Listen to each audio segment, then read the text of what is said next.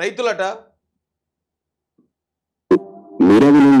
ఎన్నికలైపోయి ఫలితాలకు రాకముందే లక్షల రూపాయలు ఖర్చు పెట్టి పంట కాలంలో పొడిగి తీసా ఒక నిమిషం, అదంతా రైతుల కోసమే కదా. మరి ఏ రైతన్నా ఈరోజు వచ్చాడా? ఏ రైతన్నా ఈరోజు వచ్చాడా? కుక్కకు విశ్వాసం ఉండదు, కొంతమందికి ఉండదు. కొలుగుపూడి గారు, మీరు మాట్లాడేటప్పుడు ఒక చిన్న టెక్నిక్ ఒకటి పాటించండి. మీరు మాట్లాడుతున్నప్పుడు మీ చుట్టూరా ఉన్న వాళ్ళ మొక్క కవళికల్ని, ఫేస్ ఫీలింగ్స్ని ఒకసారి గమనించుకోండి. గమనిస్తే మీరు మాట్లాడేది కరెక్టా కాదా అనేది మీకు వెంటనే అర్థమైపోద్ది. రైతులను పట్టుకుని, అన్నదాతను పట్టుకుని ఎవడన్నా కుక్కకున్న విశ్వాసం ఉంది మీకు లేదంటారా? ఏదో మీరు కాలంలో పొడిగితే తీయించారు, మీరు ఎమ్మెల్యే కాబట్టి తీయించారు, మీ పేరు కోసం తీయించారు, లేదా నిజంగా రైతులకు మేలు చేయించాలనో తీయించారు. చేసిన దాన్ని చెప్పుకుంటే ఆ ఫలితం పోద్ది కదా. లేదా రైతులందరూ మీ దగ్గరికి వచ్చామంటే మేము ఆ పొడుగు తీయించుకోలేకపోతున్నాం, దయచేసి మీరు తీయించండి మిమ్మల్ని రిక్వెస్ట్ చేయలేదు కదా. మీరే తీయించారు గొప్పకి. సరే, మీ నియోజకవర్గం బాగు చేసుకోవడానికి లేకపోతే పంటలు బాగుంటానికి మీరు చేయించారు అనుకుందాం. కానీ దాన్ని పట్టుకుని ఒకవేళ మీ మీటింగ్కి రాకపోతే వాళ్ళందరూ కుక్కలు అయిపోతారా? ఇదోటే కాకుండా ఈయన ఇంకోటి అన్నాడు. ఇంకోటి ఏం చేయడంటే, ఈయన ఏదో దీక్ష అని చెప్పి కూర్చున్నాడు. దీక్ష అని కూర్చుంటే వరల రామయ్య గారు, తెలుగుదేశం పార్టీ పొలిట్ బ్యూరో సభ్యులు, ఆయన మనోడే కదా మనం చెప్తే వింటాడు అన్నట్టు ఫోన్ చేశారు. ఆ ఫోన్లో ఏదో కొంచెం కవర్ చేద్దాం రే బాబు, ఆగా మన పార్టీ ఉన్నప్పుడు, మన పార్టీ అధికారంలో ఉన్నప్పుడు ఏదో కేజ్రీవాల్ లాగా అతను సీఎం అయ్యి అతను ధర్నా చేస్తుంటాడు. ఇదేం కర్మరా, మనం అధికారంలో ఉన్నాం, అధికారంలో ఉన్నప్పుడు అధికార పార్టీ ఎమ్మెల్యే దీక్ష చేయడం ఏంటి? పైగా దీక్ష కూడా మళ్ళీ సొంత పార్టీ కార్యకర్తల మీద ఏంటి? అరే ఇదేం కరెక్ట్గా లేదు బాబు, తమ్ముడు నీకు ఓవర్ కాన్ఫిడెన్స్ అయిపోతుంది అని వరల రామయ్య గారు ఫోన్ చేశారు. ఫోన్ చేసి ఈయన ఏం చేయాలి, దీక్షలో కూర్చున్నాడు. సరే, ఫోన్ లిఫ్ట్ చేసి, అన్న ఎవరనగానే వరల రామయ్య గారు అంటారు కదా, అన్న ఒక్క నిమిషం అని వీళ్ళకి చిన్న పర్మిషన్ అడిగి, అన్న చెప్పండి అన్న అంటే ఆయన ఏదో చెప్తాడు, నీకు నచ్చితే చేయని నచ్చకపోతే మానే. కానీ ఈయన ఏం చేశాడు అనుకుంటున్నారు? వరల రామయ్య గారు ఫోన్లో చూసాడు, కెమెరాలు అందరూ వెళ్ళరండి, మొత్తం ప్రెస్ అంతా రండి, వెళ్ళరండి, ఏం చెప్తాడు చూద్దరిగా అని ఆన్ చేశాడు. ఆన్ చేస్తే ఆయన ఏదో పర్సనల్గా అనుకుని పర్సనల్గా మాట్లాడతాడు కదా. అరే బాబు, ఈ పార్టీలో మన కులానికి ఒక వాల్యూ ఉంది, చంద్రబాబు నాయుడు గారు మనకు విలువిస్తారు, నువ్వంటే ఎంతో ఇష్టం చంద్రబాబు నాయుడు గారికి, నువ్వెందుకు ఇలా చేస్తున్నావు? పార్టీకి బదనాం చేసేలాగా, పార్టీకి అవమానకరంగా అధికార పార్టీ ఎమ్మెల్యే ప్రవర్తించడం ఏంటి అని ఆయన మాట్లాడింది యాజ్ ఇట్ ఈజ్ ప్రెస్లో వినిపించాడు. ఇదేంటిది, ఇంకెలా కవర్ చేస్తాడు ఎవడన్నానే? మొత్తం కింద నుంచి పైదాకా మనం మాట్లాడేసుకుంటే ఇంకెవడు కవర్ చేయగలుగుతాడు? ఇది బాగోలేదండి, ఈ పద్ధతి బాగోలేదు. ఒకవేళ అసలు ఏమీ అవకాశం ఇవ్వకపోతేనే కింద నుంచి వచ్చిన నుండి నేలకేసి కొట్టేయడానికి రెడీగా ఉంటారు కొంతమంది. మావాడేమో పట్టుకెళ్ళి మొత్తం ఆయుధాలన్నీ ఇచ్చేశాడు.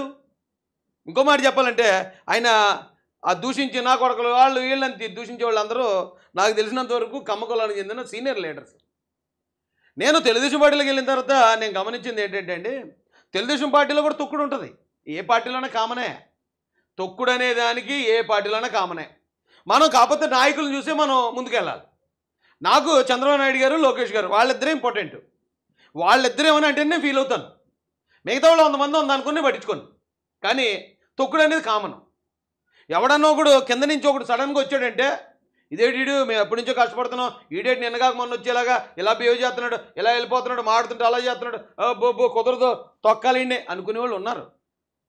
అయితే ఎక్కువ శాతం ఇలా ఎవరైతే కింద నుంచి వచ్చిన లీడర్స్ ఉన్నారో, లో ప్రొఫైల్తో ఉన్న లీడర్స్ ఉన్నారో, వాళ్ళని ఎంకరేజ్ చేసేది, లిఫ్ట్ ఇచ్చేది ఎవరన్నా ఉన్నారంటే ఆ పార్టీలో ఆ కమ్మ కులానికి చెందిన నాయకులే.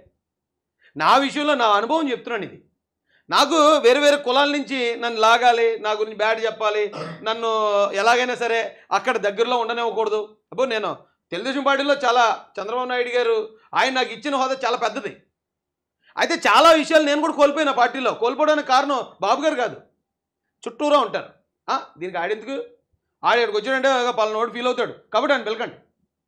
ఇక్కడ ఎందుకు, ఇక్కడ ఇలా చేస్తున్నారు ఎందుకు, అబ్బాయి ఇలా చెప్తే కుదరదు. ఎందుకంటే అంత ఎందుకు ఎగ్జాంపుల్ చెప్తాను. ఇప్పుడు ఏదైతే 2024 ఎలక్షన్ ముందు చిన్న డిస్టర్బెన్స్ వచ్చింది. జనసేన వారికి నాకు జరిగిన డిస్టర్బెన్స్ మీ అందరికీ తెలిసిందే. పార్టీ గెలిచి నేను ఎక్కడ తెలుగుదేశం పార్టీని ఒక మాట అనలేదు, పార్టీ కోసమే పనిచేశాను.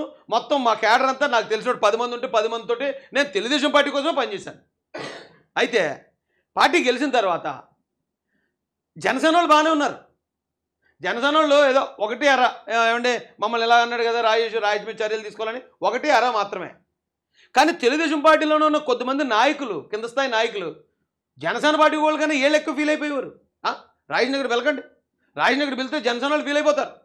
నిజానికి ఫీల్ అయ్యేది వాళ్ళు కదా, వీళ్ళు.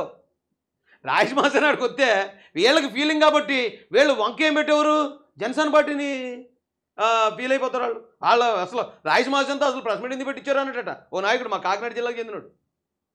అయితే మీరు ప్రెస్ మీట్ పెట్టాల్సిన పని ఏంటి? ప్రెస్ మీట్ పెట్టిస్తే జనసేన వాళ్ళు ఫీల్ అయిపోతారు కదా. జనసేన వాళ్ళు ఫీల్ అవ్వరు.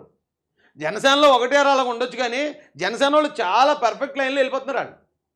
ఎగ్జాంపుల్ చెప్తే రాజేష్ మహాసేన ప్రెస్ మీట్ పెడితేనే కాకినాడ జిల్లాకు చెందిన తెలుగుదేశం నాయకుడికి అంత ఇబ్బంది వచ్చింది. కానీ జనసేన పార్టీ ఎంత క్లారిటీతో ఉందో తెలుసా? ఆయన బాలినేని గారిని చేర్చుకోవద్దని అక్కడ ఉన్న లోకల్ టీడీపీ లీడర్ చాలామంది వ్యతిరేకించారు. బాలినేని గారిని చేర్చుకోవద్దని మొత్తం ఫ్లెక్స్లు కోసేయడం ఇది చేయడం చేశారు. కానీ జనసేన పార్టీ ఆగిందా? ఆ లీడర్ ఆ పార్టీకి కావాలి, ఆ పార్టీ స్ట్రెంథన్ అవ్వాలి. ఆ స్ట్రెంథన్ అవటం కోసం ఏం చేయాలో అన్ని పనులు చక్కగా క్లారిటీతో చేసుకుపోతున్నారు ముందుకాళ్ళు.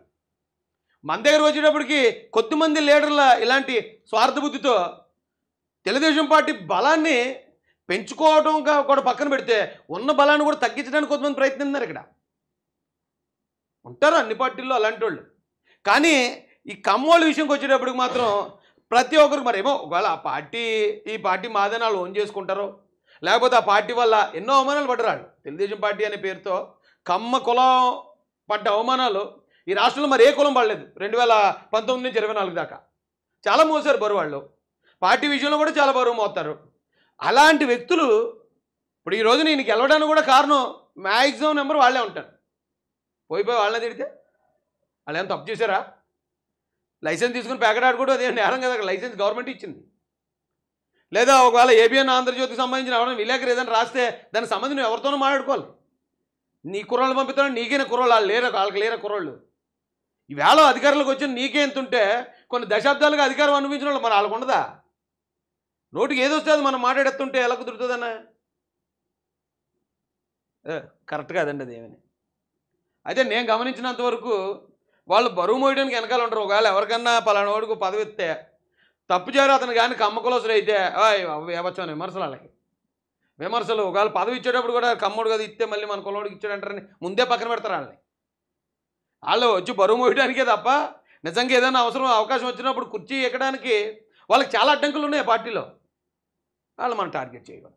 ఎందుకంటే నాకు ఈవెన్ ఇక్కడ పీగన్నవరం అన్నప్పుడు కూడా అక్కడున్న ఈ కమ్మ సోదరులు ఎవరైతే ఉన్నారో వాళ్ళందరూ చాలా అప్రిషియేట్ చేశారు, చాలా చాలా ప్రేమగా ఆహ్వానించారు నన్నే కాదు నిన్ను కూడా వాళ్ళే గెలిపించారు కదన్నా. కొలుకుపూడన్న వాళ్ళని తిట్టాలి, వాళ్ళ మీద మన రుబాబు చూపించాలి, వాళ్ళని బదనాం చేయాలి. ఎందుకు ఈ ప్రయత్నాలు ఎందుకు?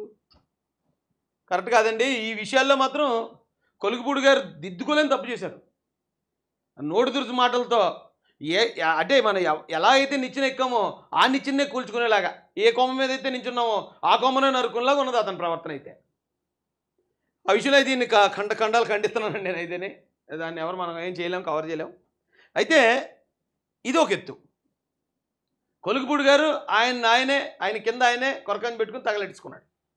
అయితే మరికొన్ని ఛానల్స్ ఉన్నాయండి, కొన్ని యూట్యూబ్ ఛానల్స్, కొన్ని ఛానల్స్ మెయిన్ మీడియా ఛానల్స్. అవి ఇప్పుడు ఇతను ఏదైతే తప్పు చేశాడో ఆ తప్పుని చూపిస్తే ఓకే, ఎవరో కొందరు మహిళలు వచ్చారు మాతో అసభ్యంగా ప్రవర్తించారు అన్నారు, ఆధారాలు ఉంటే ఆధారాలు పెట్టి అతను చర్యలు తీసుకోవడమే. లేదు ఏదైతే 10 లక్షలు ఎవరి దగ్గర ప్యాకెట్ నిర్వాహకుల దగ్గర తీసుకున్నారని ఆధారాలు ఉంటే కేసు పెట్టేయడమే, సస్పెండ్ చేసేయడమే, ఇంకేమో ఆలోచించాల్సిన పని ఏమి లేదు.